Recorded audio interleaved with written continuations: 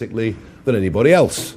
It does seem a very long time ago when I first started going out in the spring of 2020 into the English Channel, filming the boats, saying there was a massive emerging story here, and that you might just as well put a sign on the White Cliffs of Dover saying, "Everybody welcome," because the only possible deterrent to illegal immigration is, of course, for people to be detained and deported, as they would be in virtually every other country in the world. And indeed, as would have happened in this country and as was written into law back in 1971 in legislation. Well, my prediction that there would be an invasion has proved to be true, even if some people at the time did not like the use of that word.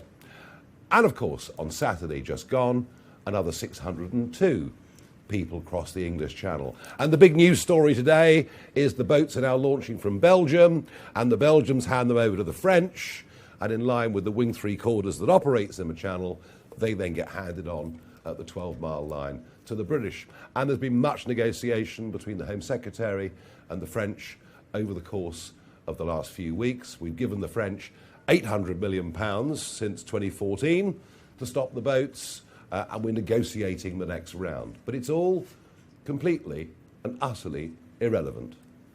Because if you cross the English Channel by boat, or if you hide yourself in the back of a lorry, or if you come on a visitor visa or a work visa from Pakistan or wherever else it may be and overstay, your chances, despite being in Britain illegally, your chances of remaining in the country stand at just over 97%. So it's a virtual cert. Get onto a boat, pay a trafficker, throw your passport and iPhone into the sea at the 12-mile line so that nobody can really identify you or check you, and you will be able to stay. And so what we want to talk about is some very, very simple, basic principles that need to be put in place. Australia succeeded with this back in 2012 by simply saying that no one that comes to Australia illegally on a boat from Indonesia, and the principles are remarkably similar, that nobody that ever comes via this route will ever be able to claim refugee status. That was the first significant act of the Abbott administration, followed up by boats then, even when a few more did start to come, boats simply being towed back to Indonesia. And guess what? The boats stopped coming completely. The other alarming aspect of this is the whole illegal immigration industry. Big companies making vast profits out of housing people in hotels, in houses of multiple occupancy, or wherever it may be, but also the legal profession. And I'm grateful to the BBC for saying what they have over the course of the last couple of days, that there are just too many fake, spurious claims, people claiming to be gay so they can't be sent back, being just one example. Or the other absolute farce is being baptised by Church of England vicars to say suddenly we've become Christian, therefore we can't return to a country that would treat us terribly. And that is why today what we announce is not just that anyone that continues to come illegally will not be allowed to stay under a reform government, but that we will go back 5 years and review all asylum applications. And if there is a belief those applications have been granted because they're bogus, a belief those applications have been granted because the British government feels, both Conservative and Labour, that really their only option is just to wave everybody through. And also if we can see that it is a deliberate, willful misapplication of the good intentions of the Human Rights Act, then those asylum claims will be revoked and people told, you've come via this route, you will not be allowed to stay. Now the numbers are substantial, up to 400,000 potentially within the scope of what we're talking about today, on top of a massive problem of people illegally being in Britain, which exists even without this being part of the equation. And I know there'll be people who talk about administratively, how are you going to do it? What's the cost of it going to be? Well, I tell you what, with the calculations that Zia is about to show you, the net benefit to the British economy, we're talking in the short term, many, many billions, and in the long term, we're actually talking telephone numbers in the long term. We're talking 60, 70 billion pounds over a lifetime could be saved by putting this policy in place. But it's the big principle that I want to establish, that nobody will be allowed to stay under a reform government. And yes, of course, that will mean getting rid of the Human Rights Act. It will mean, of course, for the moment, disapplying the 1951 Convention, which clearly needs to be updated right across the world. And I think there are actually many other countries in Europe now that have reached the same conclusion. And it'll mean doing those things and passing firm legislation in Parliament. But the point of today's press conference is to make absolutely clear that there's no way that British taxpayers and British people should have to live with a whole load of people who illegally broke into our country, who disguised their identities from now living off the British taxpayer, potentially for the rest of their lives, disjointing communities and, perhaps most frustratingly of all, going straight to the top of the social housing list. And I was shocked to learn that there are 15 London boroughs that are now sanctuary boroughs, which means if you come into Britain illegally, you literally go to the top of the list. You're literally at the front of the queue over families who've been part of communities and paid into systems for a very, very long time. It is unfair, it is immoral, it is wrong at every level, and it's one of those issues, in fact I can't think of a bigger one, in which the public's faith in the whole democratic system has broken down. Repeated promises from prime ministers to stop the boats or smash the gangs, all of which have come literally to naught. And the timing of this, of course, ahead of the warmer summer months, when I have little doubt there'll be many tens of thousands more people who will come into Britain posing a threat, not just to our finances, posing a threat to too many of our women and girls, but equally, given the situation the world is in, posing a genuine threat to our national security. I will, on that note, hand over to Zia to put some more flesh on the bones. Thank you.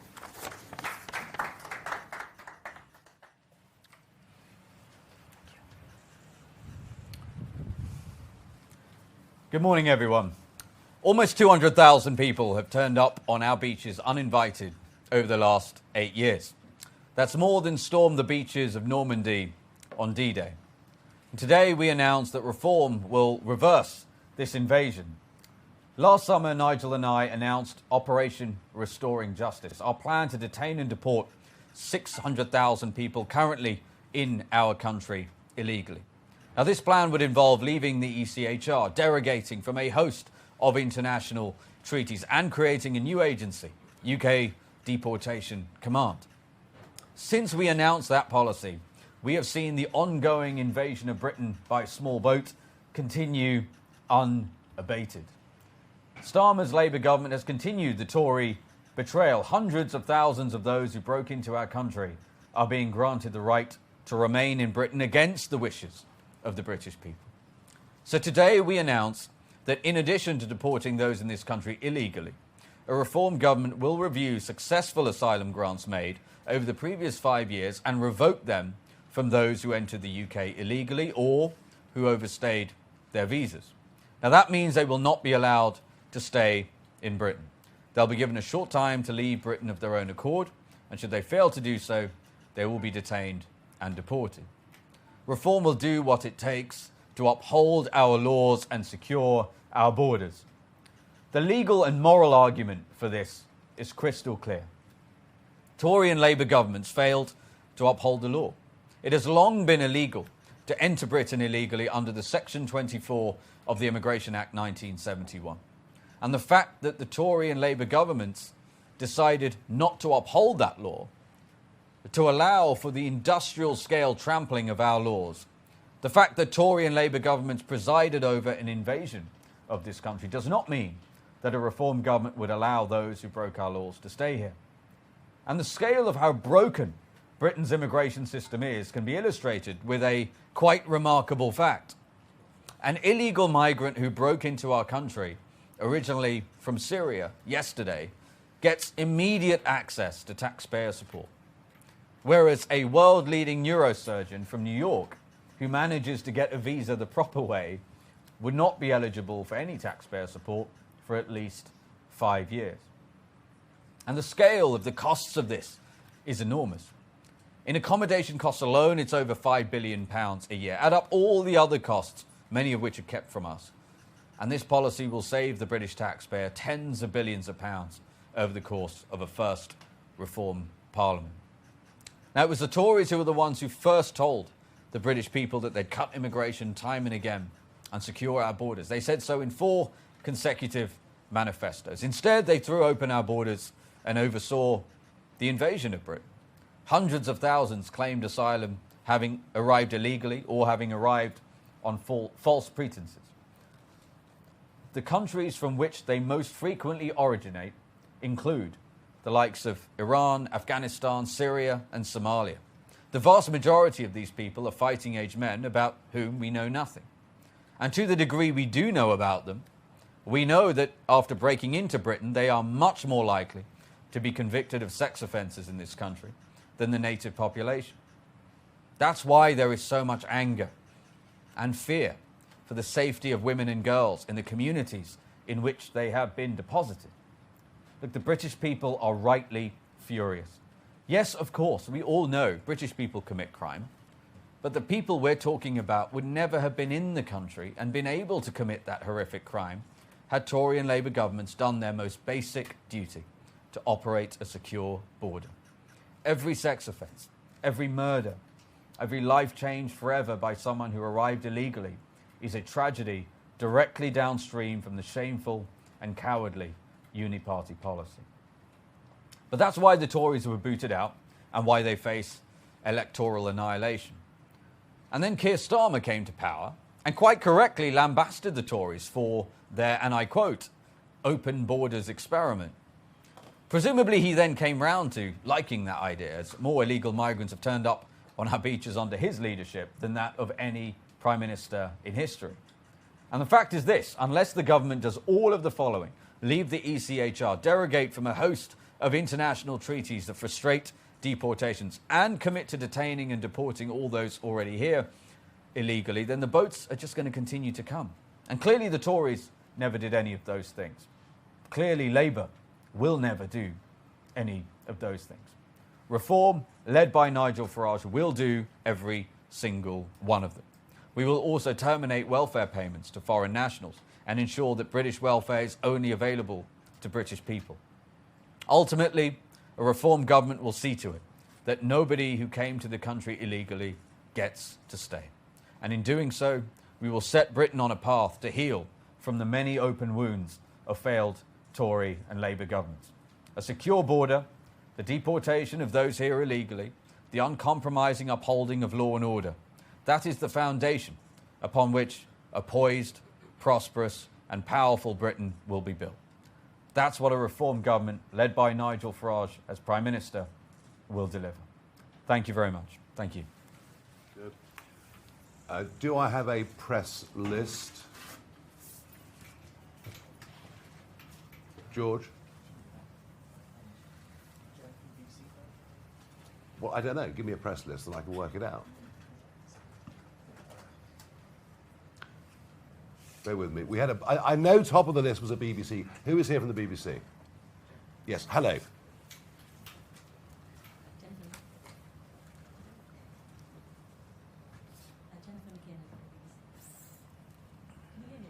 No.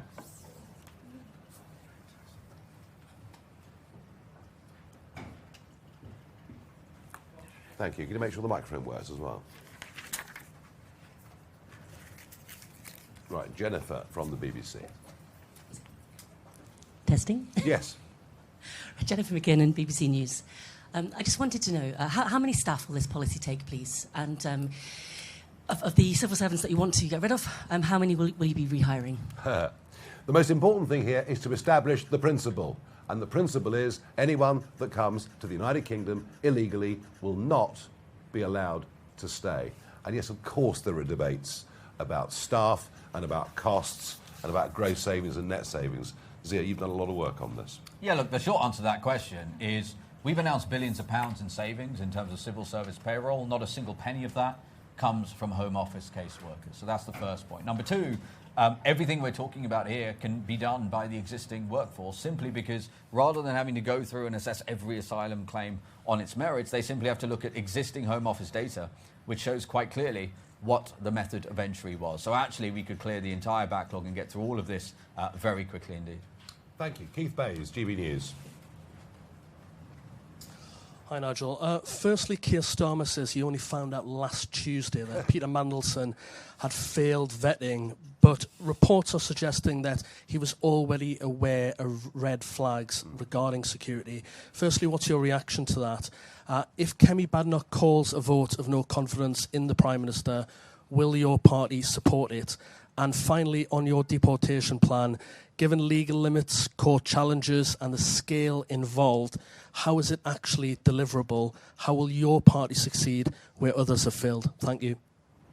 Thank you. Well, I mean, look, last September, David Maddox from The Independent, came out very strongly to say he'd been told from sources inside that Mandelson had failed vetting. And in terms of the red flags, well, we already know that the Prime Minister did read a document about a Russian company that Peter Mandelson's company was directly engaged in, and actually a Russian company in which Mandelson himself was paid, was a director, and was a shareholder. So it's impossible for the Prime Minister to say that the warning lights weren't flashing. And if you were Prime Minister, and there were news reports last September that your ambassadorial choice had failed vetting, you would have thought perhaps he might have had some curiosity to try to find out whether this had really happened or not. I just find the whole thing totally incredible. Incredible. There is no way the Prime Minister couldn't have known. You telling me that everyone around him knew and he didn't know? Well, it's possible that he's just a puppet and never consulted on anything, but frankly, it isn't believable. And I do believe strongly that he misled the House of Commons, that he lied to the country, especially. He was so definitive in that Hastings speech that all the necessary channels had been gone through, that vetting had been assured. No, I think he's caught in a terrible trap. If there's a motion of no confidence put down, yes, we would support it, but it's not going to pass. The Labour backbenchers are not yet of a mood to get rid of their Prime Minister, although after May the 7th, they just might be. And, we're campaigning quite strongly around the country, saying vote reform, get Starmer out, and if they have the worst set of local election results, Welsh election results, Scottish election results in the history of the party, then that will certainly do for him. Thank you very much indeed. Legal challenges, obstacles that would come in our way of trying to do these things. Well, I think I've made it very clear that you can't do any of these things, all the while we're trapped inside the Human Rights Act with its incorporation of the ECHR within it. That's an obstacle that needs to be removed. And yes, the 1951 UN Refugee Convention is out of date. It's out of date. It needs to be sat down and gone through internationally. It doesn't work as it is, and we would, for the purposes of this, derogate from it. But as I say, I think a lot of other European countries would not fight us on this because they're facing the same political challenges. Indeed, in some ways, because of the catastrophic European Union refugee policy, their problems numerically are even bigger and more serious than ours. Okie dokie. Let's move on to Faye Brown from Sky News. Do you really think that the British public want to see ICE-style deportations in this country? I think the British public want to see fairness. And fairness is that you can't jump the queue, you can't illegally break into Britain, that you can't change communities, often without shape because of lack of integration, and that you certainly can't jump to the top of the social housing list. I think that drives people absolutely mad. Now, in terms of operation, we're going to learn lessons from the President of America. President Obama has a lot to teach us. You know, Obama deported far more illegals from America than did Trump, and yet there was no great hue and cry over this. It was considered to be perfectly reasonable and legal and sensible, just as Eisenhower had done many, many years before. And so all this focus on ICE and Trump, which sort of raises the temperature of everything, actually there's a lot of ways in which Obama did it that we think we can learn from. And the vast majority of people, you know, once they're confronted with the truth that they shouldn't be in the country, once we send them back to a safe country with some money in their pocket to restart their lives, we'll do it, and we'll do so peaceably. And even under the controversial ICE and Trump administration, even there you'll see of the deportations, over 75% are voluntary. So there are ways of doing this, but a lot to learn from President Obama. There really, really is. Thank you very much. Do you want to add to that? No, look, the only thing I'd add to that is quite simple, that if you look at all of the polling, British people, the vast majority actually, the British people are in favour of the deportation of people who should not be in this country at all. And we would categorise people who broke into the country as absolutely within scope of that. It's one of those issues where Westminster and the country are absolutely miles apart. You know, popular sort of dinner table conversation in Westminster and central London is a long, long, long way away from where it is once you get outside the M25. And by the way, that applies to Scotland and Wales as well. Amelia Jen, Channel 4 News. Thank you very much. Your deputy leader, Richard Tice, hasn't denied fresh reports that he failed to pay up to £100,000 worth of tax benefiting an account that donated large amounts of money to Reform UK. Now that his tax affairs are directly linked to your party, will you be investigating? So I remember this all happening 10 years ago. 10 years ago, Richard Tice came out publicly as a Brexiteer, and guess what happened? What always happens? An immediate investigation into him by HMRC, as happens to all of us that dare to take on the system. Big investigation, media around it. At the end of it, it was discovered he'd overpaid tax, and HMRC actually gave him a rebate. And here we are 10 years on, we're going through the same process. I would just say a couple of things very clearly about now. You know, one, I'm not surprised, because this is somebody in business, you know, who's had a lot of different companies under his operation. So I'm not surprised that it's happening. Secondly, of course, you must remember that the accuser is a Labour Party activist, and I think that's quite an important point. Labour Party activist. Why has he investigated Keir Starmer and Angela Rayner? Well, Angela Rayner he did do, but he is a Labour Party activist, and you'll find there have been a lot more attacks on us than they have on the other. And as Richard says, all of this was done by professional accountants, and he has spoken to HMRC about it.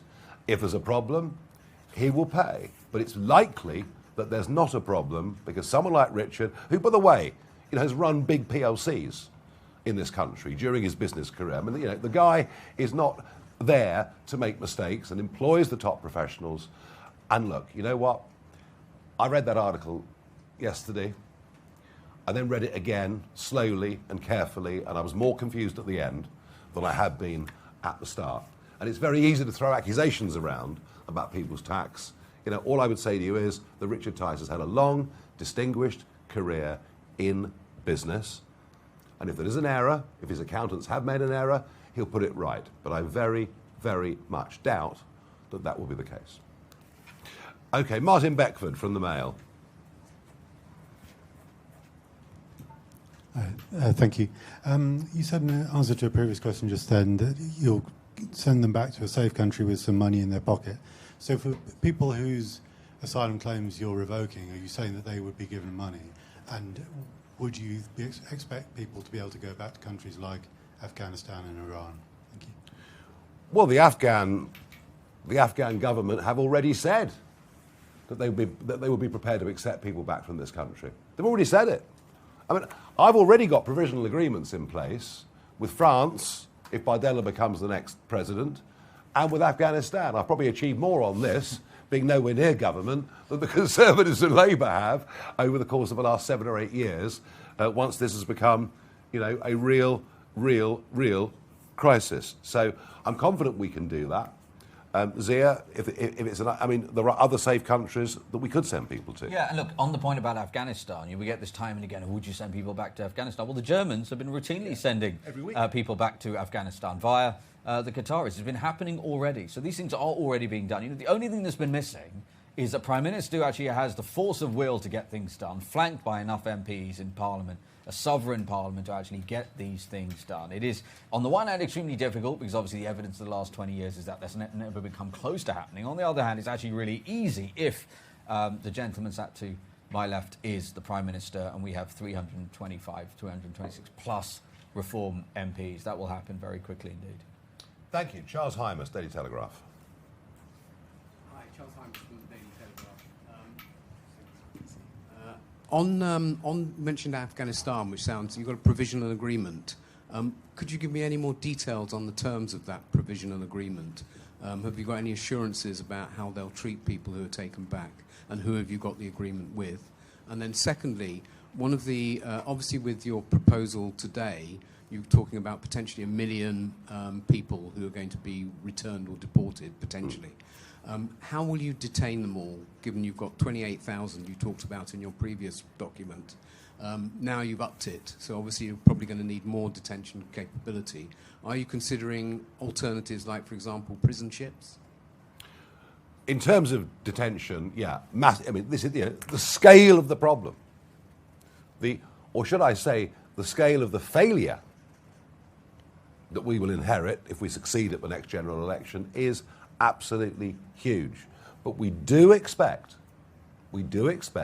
most people to voluntarily accept that they are here illegally, that they will have to go. And by the way, we'll say to all of them, if you want to reapply for a work visa based on the skills you've got, we're more than prepared to listen.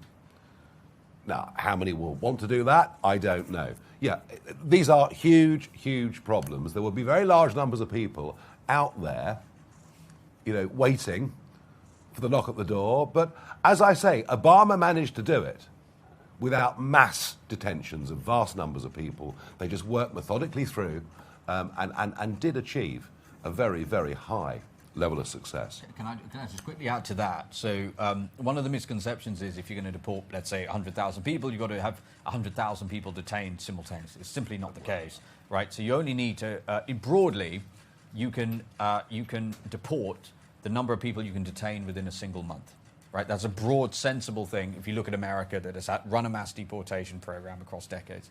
Now, the key element to this is that is subject to flights not getting injuncted constantly. So, if we clear the decks legislatively, which is our plan, we pass primary legislation and those flights are leaving, then even the existing detention capacity we've already announced would actually allow us to deport, theoretically, 1 million people through a single term. So there's actually not necessarily any change in that. It's simply a case of us saying, look, if you broke into the country illegally, you're not going to get to stay.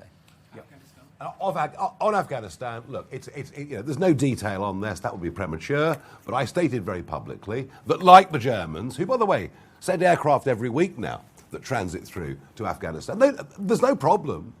There's no wild rebellion in Germany about doing this. It's all considered to be perfectly reasonable and sensible.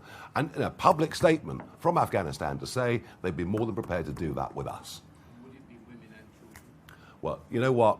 We'll come to the detail of it nearer the time. But the principle, to want to establish the principle, the idea that we've been living with for years is that no other government would agree to do anything. And already I've got them saying, Afghanistan saying what they're saying, and Bardella, who I've made it perfectly clear to, that if the French don't do their job properly, we will tow the boats back to northern France. And whilst he might have gulped a bit hard when I said it, publicly said to your newspaper, actually, that evening, that he's prepared to accept the principle. So we are laying some groundwork. I think to go any further than that in detail would be slightly premature. But some of those principles, at least, are being established. But also, just the final point I make on that is, in terms of what we're talking about today, the vast majority of the people we're talking about are military-aged men with no dependents. So let's focus on that. Yeah. Jonathan Walker, Daily Express. Thank you. What will the financial incentive be for people to leave voluntarily? Is it hundreds or thousands? How much are you going to offer them? And can I also ask about your, in Operation Restoring Justice, you talk about mandatory biometric data collection for anybody who has contact with the police in order to identify people who shouldn't be here. What does that mean? Does that mean if the police stop me, I'd have to give my fingerprints? And what would happen if I said no? Can I quickly just... Yeah, do.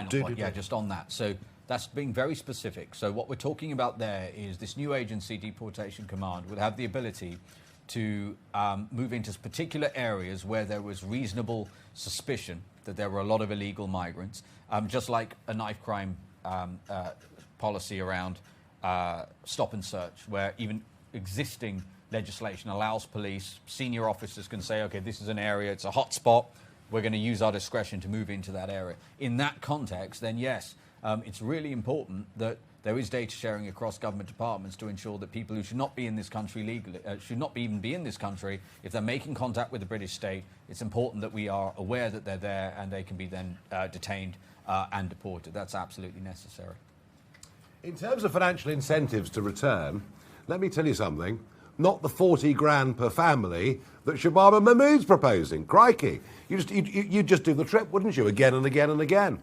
No, what we're saying is, and again, it gets back to, we want as much cooperation as possible to make this work in terms of numbers, that it's an air ticket, and it's up to £1,000 in money, which basically in most of those countries would give people a reasonable start back and would, after just a few short weeks, start to save the British taxpayer a very, very large sum of money.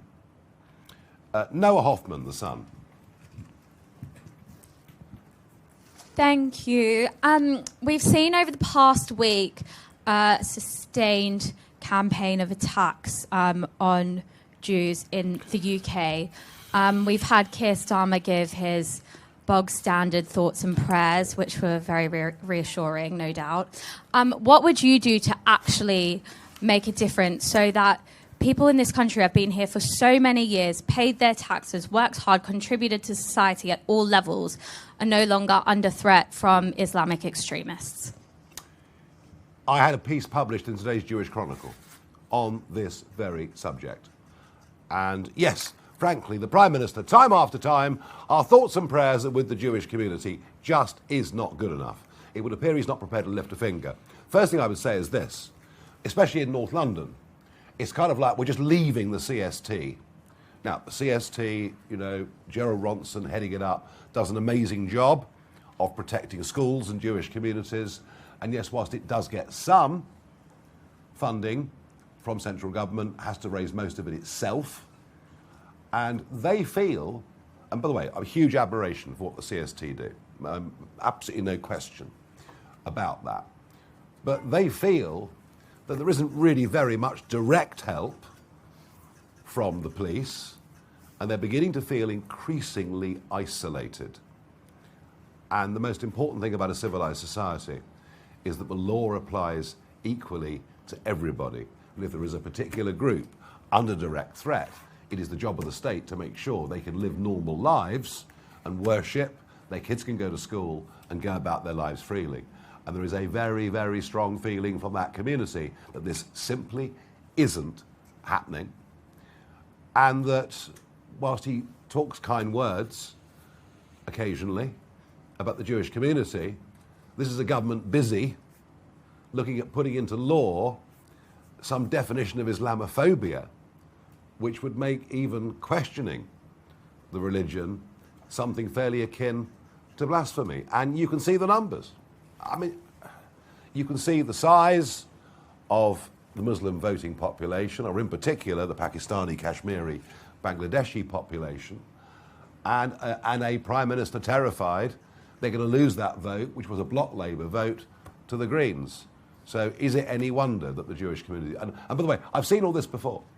I've seen all this before. 20 years I was in Brussels, and I watched as the centre of Brussels became somewhere that Jewish people could not safely live, and they fled that city, and they went to Israel, America, or whatever they did. And the only Jews that felt comfortable staying in Brussels were wealthy ones who lived in gated communities with their own direct private security. So I've seen this play out over other parts of Europe, and I fear that what we're witnessing, which was in slow motion, but now after the last few weeks appears to be at high speed, is a community who will effectively, unless something really strong and radical is done, be forced out of the areas from which they live. And I think it's that serious. Thank you. George Lithgow, Press Association. Would you seek to agree a new beach patrol style deal with France? And if so, what would it look like? Not much point, really, is there? What's the point? I mean, even if you stop a boat, all they do is run back to the sand dunes and come back tomorrow.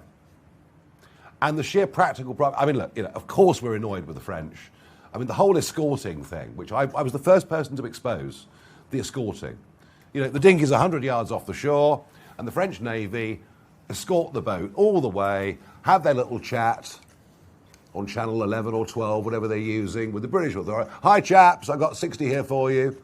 Hi, guys, I've got 200 here for you. Yeah, that's fine, great stuff, look forward to seeing you. And this sort of gentlemanly exchange of people that goes on in the middle of the channel. Yeah, of course, I'm pretty appalled by all of that. As I say, just stopping the boats on the beach makes no difference whatsoever. None.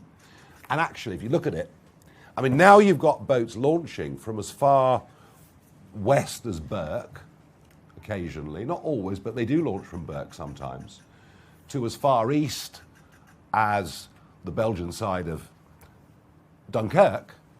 So you're now looking at well over 100 miles stretch they could potentially launch from. Plus, in many of these areas, vast areas of sand dunes. Quite why on the south coast we've got all the shingle and they've got all the sand, I'm not sure. But there are vast areas where people can hide, where they're tough to detect, even with heat-seeking equipment. So there are practical problems with stopping the boats. But the only way it happens, the only way, we can blame everybody else. Today we're blaming the Belgians in the newspapers. We can blame everybody else. The only people to blame are ourselves. And that's why we've done this press conference this morning, to iterate more strongly than ever before, that if you come to Britain illegally, you will not be allowed to stay. Then they'll stop coming. Thank you. Kate Devlin, The Independent.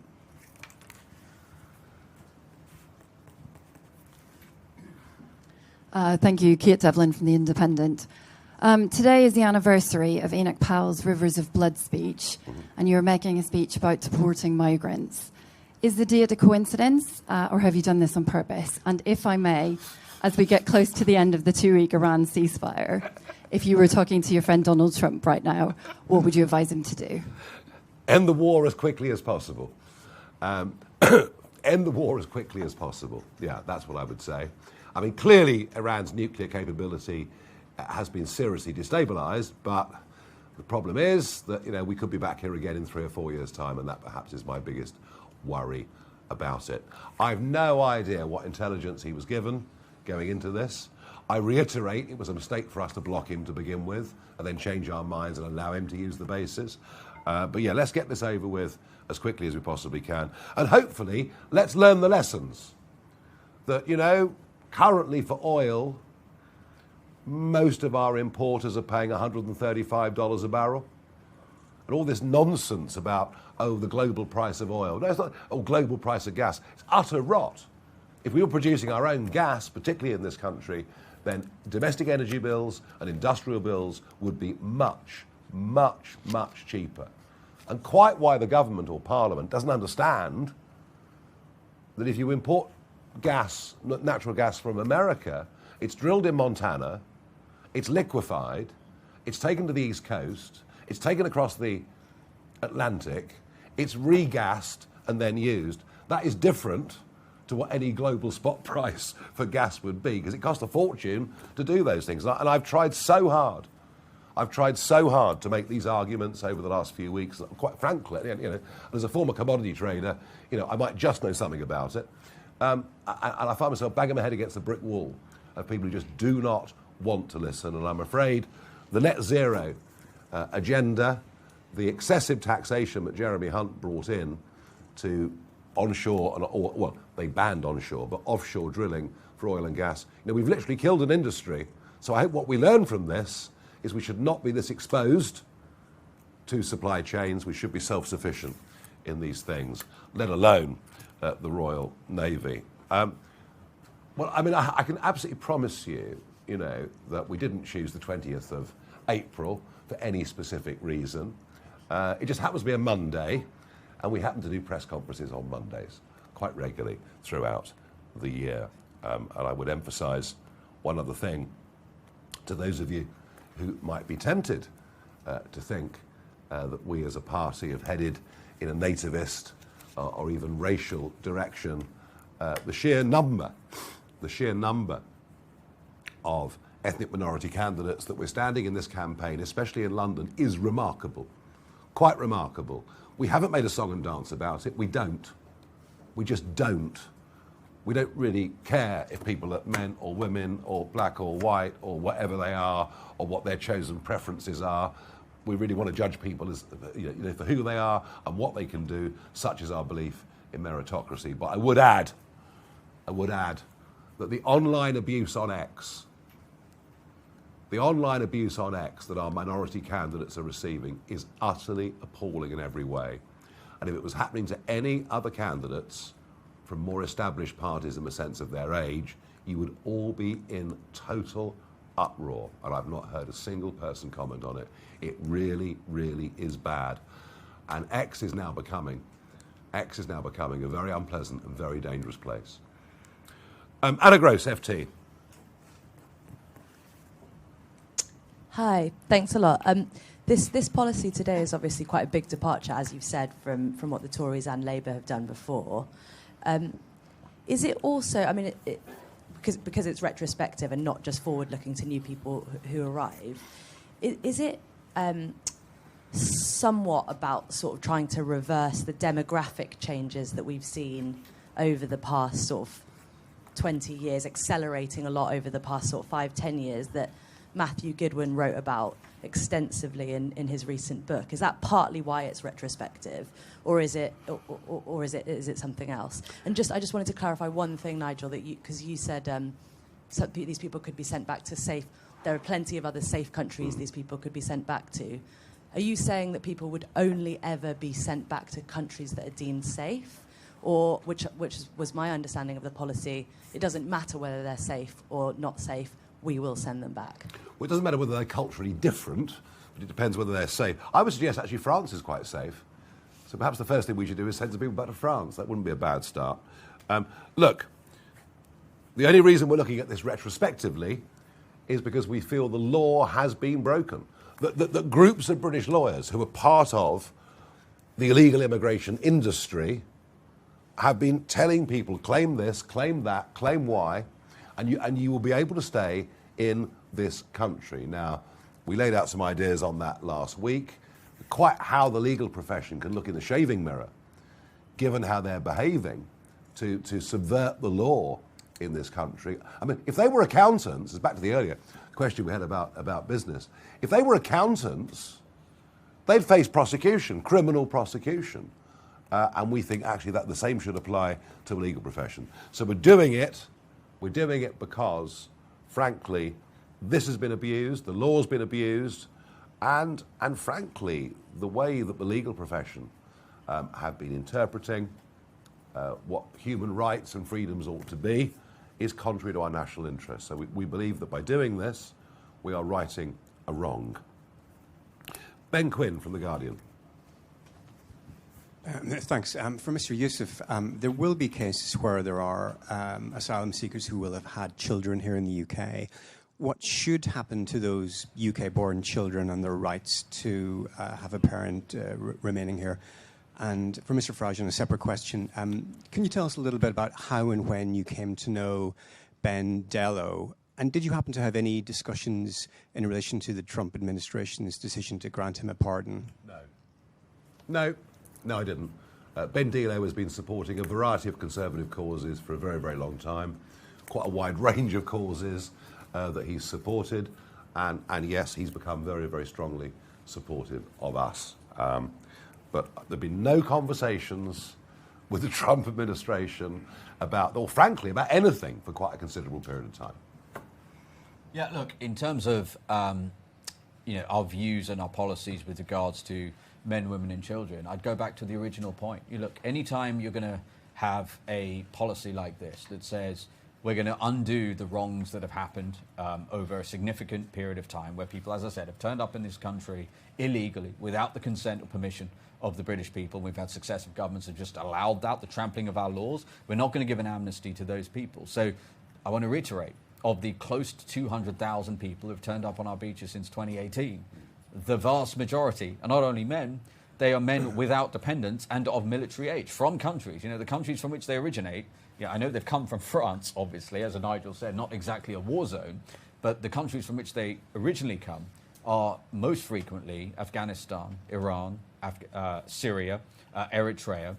And so, look, here's what we're going to do. We're going to prioritize, as Nigel has said. We're going to firstly focus on those military-age men without dependents, and then we'll go from there. And one other point I want to make is we spent a lot of time studying countries that have successfully embarked upon mass deportation policies, emphasis on successfully.